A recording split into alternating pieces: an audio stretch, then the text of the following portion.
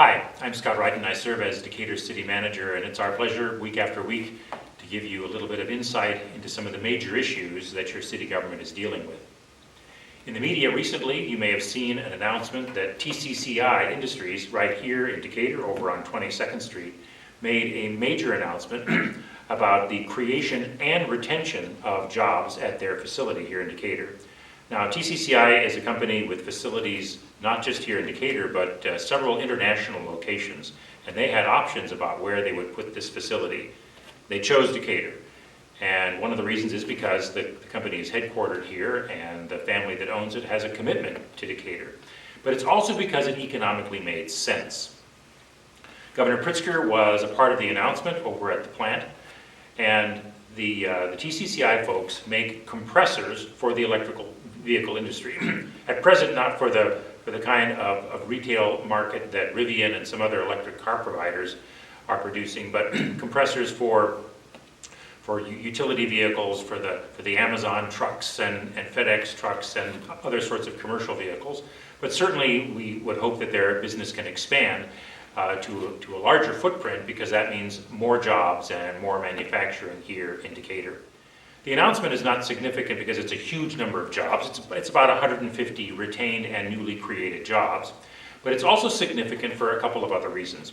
The first is that it's a part of a larger vision that the state of Illinois has for using the Rivian plant, a facility being built in Rantoul, and other subcontractors and suppliers here in central Illinois, so that whatever the course of the EV industry is, central Illinois can play a key part of it. We're not making this announcement because we think that everybody should go out and buy an electric vehicle. It's about catering to that part of the industry and making sure that Decatur is a part of it, and this is a significant step in that direction. Another reason why this is important, and I've alluded to this in some of my other chances to speak to you in these weekly addresses, is that it's part of a story, part of a theme that I think is really moving Decatur forward and moving it in a positive direction. Last year we had the InnovaFeed announcement. Just a few weeks ago we had the LG Chem announcement. Today, yesterday, this week, we have the announcement of the TCCI expansion and the retention of jobs and making sure that these compressor productions are done here in Decatur, and there are more announcements to come. Decatur is uniquely situated to provide the support for this kind of industry. 100 jobs over here, 200 jobs over here, 75 jobs at the FedEx facility, another 70 jobs at the Cardinal facility, expansions that ADM has also announced. Collectively, this amounts to turnaround. Now, many of these projects are still not online and won't be online until 2024. But when that happens, you can expect to see more people living here, more people helping us out with our rehabilitation of structures, because it will make economic sense to do that. Now, as this trend continues of more jobs, more expansions in Decatur, what it'll mean is, for the city government and all of our partners as well, is two key factors. The first is we've got to make sure that these industries that are electing to come to Decatur, deciding for Decatur, have the workers that they need. There's 1,800 jobs now going unfilled in Decatur. We have to work more on making sure we have our existing workforce trained, retooled in order to take these jobs, get higher pay, and improve their quality of life. And if necessary, maybe even import some people to fill those jobs to make sure that we can move this city in that direction.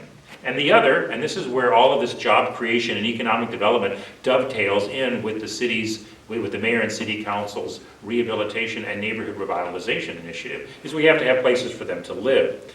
There are thousands of empty buildings in Decatur because they become derelict or they become run down. If they can be fully rehabilitated, if they can have not only remodeling but modern kitchens and modern bathrooms, these are structures that can also be places where these new workforce employees can be housed. And it's why the mayor and council over the last several months have adopted contracts and agreements with partners to do rehabilitation work on a large scale. And last night they decided to do rehabilitation on a smaller scale. Sometimes all a house needs is new gutters or maybe some new windows or it needs some work on the furnace. Something that's fairly small, but if we don't catch it when it's still at that small stage, then the house could deteriorate and become a much bigger problem for rehabilitation or remodeling later on, much more expensive, and if it's not dealt with then eventually it becomes a demolition target for the city because it's been allowed to deteriorate so far that there's nothing else left to do with it except to demolish it. Of course, we're doing the demolition, we're doing the large-scale rehabilitation as well, but the idea of the program that the City Council approved last night is for those people who just need some small repairs and that's what it needs for them to maintain their house properly. We want to make sure that that's available. And so Northeast Community Fund came to us and said, we'd be pleased to partner with the city because we're seeing a lot of those folks anyway in the services and the programs that NCF runs. And so the city has worked with them on other projects in the past, and so we were pleased to partner with them. And some of the details of it are that you can apply for small project assistance up to a total of $15,000. I suspect that many of the requests will actually be less than that. And NCF will manage those funds, they'll determine eligibility, they'll take the applications with funding support provided by the city. Now we're starting with about $450,000. If that's not enough, and we have so many applications that turns out to be an insufficient amount of funds, then we'll say, well, the program is successful, and we'll fund it some more. Each year, the City Council will look again at its ARP monies to decide if where they had allocated them in the previous year makes sense in the future year based on how these programs are performing.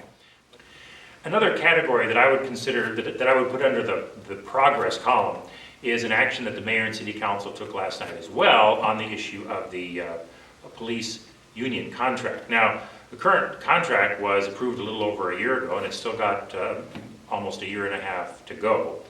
But in consultation with the union, we were able to reach an agreement that really contributed to some needs that the union had, but also our needs to want to be able to have a little bit more flexibility on staffing and make sure that we could get officers to fill positions that have become chronically hard to fill. Let's be frank, a lot of people don't want to be policemen. The national effect of the kind of demonization of police officers has taken its toll, including on our officers, and we have about a dozen unfilled positions. We're anxious to fill those positions in the interest of safety for our citizens, and so we were able to negotiate an agreement with the union whereby we gave some additional incentives for their retirement health accounts in order to keep some of the people who've been with us for a long time and are eligible to retire, but to stay with us a little bit longer. We widened the circle a little bit that we can recruit officers from. We also made some other changes to provide for administrative support so that officers who are designated peace officers and with the power of arrest can focus on those sorts of tasks that we have to have legally, somebody who has the power of arrest to do. And we also made some other changes that help us recruit people from other departments more easily than we have in the past. So in the aggregate, these changes and several others that I haven't mentioned, we believe will make it easier for people who are in the business of thinking about being a police officer to come to the city of Decatur and have a successful career. If you or someone that you know is interested in being a police officer, please contact the Decatur Police Department. We're anxious to talk to them. We want to have a greater diversity in gender and ethnicity and life experience of the people who serve on our police department. That kind of diversity makes our police department stronger, healthier, and I think more responsive to the needs of our citizens. And we are doing more creative types of recruitment than this department has ever done in the past. But like I said, we're still 12 down. So if you can help us out with giving us some referrals, we'd be pleased to receive those. Thank you, in conclusion, for all the assistance that you provide, the feedback that you provide. It wouldn't be possible for us to provide city services without your feedback and your assistance. Talk to you next week.